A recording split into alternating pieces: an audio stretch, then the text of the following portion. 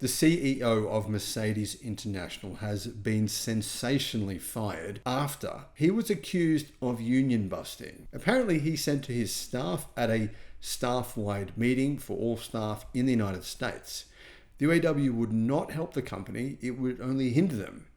In fact, he believes that workers should not have to pay fees to the UAW.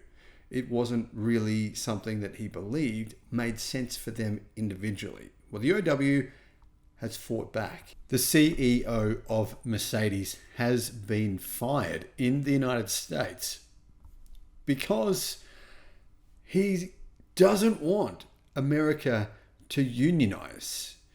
Here's what's happened. Hello, my friends. Welcome to the channel. I'm Sam Evans. You're watching the Electric Viking. It's great to see you. Thank you for tuning in. And by the way, thanks to our Patreon supporters. I really appreciate you guys. YouTube members, you too.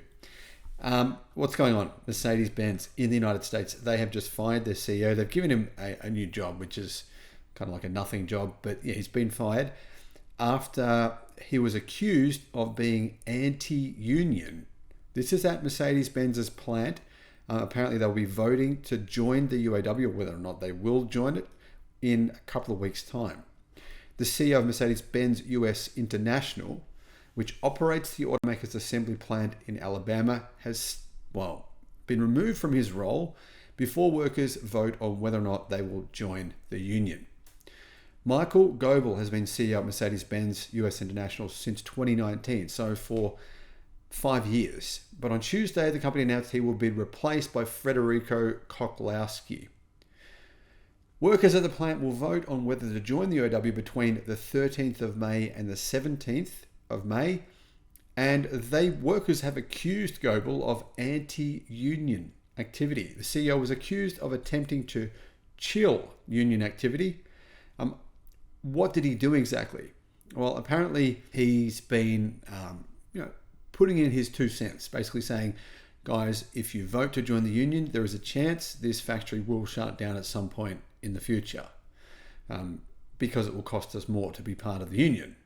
Now, workers who are pro-union basically saying, this is illegal, you can't do this. But it's sort of strange. It's kind of, I don't know, it's like, it seems all right that workers at the plant are allowed to actually be pro-union. They're allowed to encourage their fellow staff to be in the union. They're allowed to basically be union boosters. And some of them do get paid for this, by the way. But the CEO of Mercedes can't do the opposite. Not that he's even gone that far. It does seem a bit extreme, in my opinion. Anyway, this move could be a peace offering, though, aimed at resetting relations between workers and management, says Art Wheaton, a Labour expert. It's a way to pacify workers, but it's unlikely to stop the vote from taking place.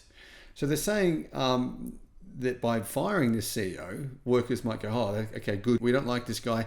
Now that he's been fired, we won't join the union anymore, but that doesn't appear to be the case. I think it's likely, pretty good chance, Mercedes-Benz factories will be unionized in the United States, which of course will be interesting. It will make their cars more expensive to produce. That's simply a fact. The UAW's complaints extended beyond Goebel as well. So the UAW, they're the ones who drove this to happen. Basically, the UAW, they have gone to the US, I believe the Mercedes-Benz and the US government complained that what the CEO is doing is illegal, and they've kind of had a hand in getting him fired.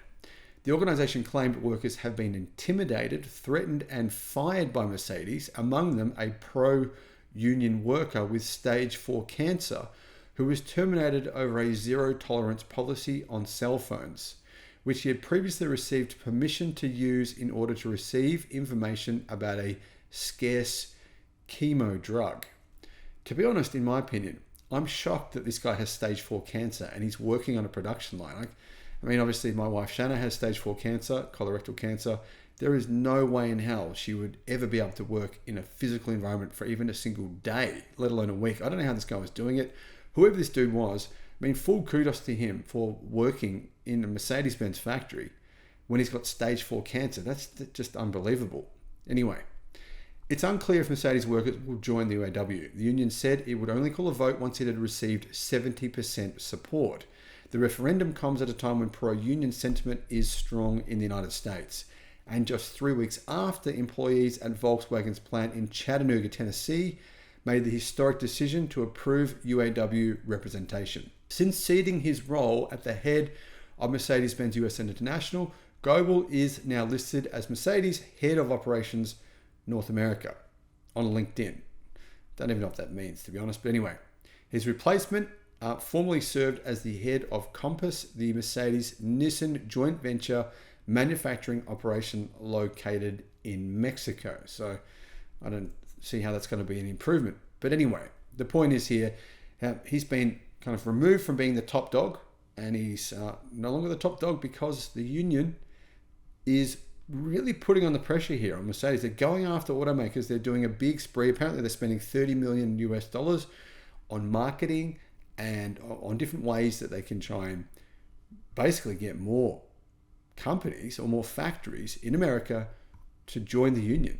Now, what do you guys think about this decision? I mean, obviously the union here have a bit of sway, a bit of power to be able to get this guy removed from his role as a CEO. He's been there for 5 years.